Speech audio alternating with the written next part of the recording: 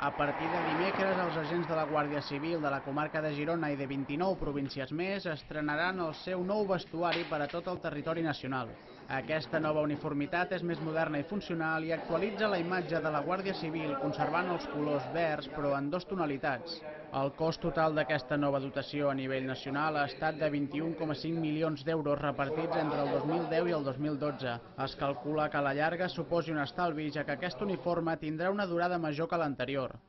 El que es pretén és unificar la imatge de la Guàrdia Civil, ja que una gran part dels agents disposaran únicament d'aquest nou uniforme, amb l'excepció dels TEDx, l'agrupació del trànsit o alguna especialitat més. Una de les coses que es pretén amb aquest uniforme és homologar o uniformar, valgui la redundància, la imatge de la Guàrdia Civil.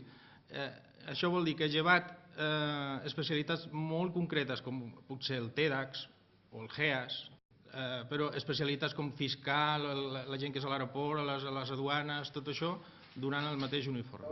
El nou uniforme està composat per uns pantalons tècnics, 2 polos de màniga curta i de llarga, una caçadora, unes botes i una gorra. Tot i aquesta nova uniformitat i els seus canvis, els agents mantindran de l'anterior vestuari la camisa, la corbata i el que més els caracteritza, el tricorni. A partir de dimecres, doncs, la Guàrdia Civil tindrà una aparença molt més moderna i estètica.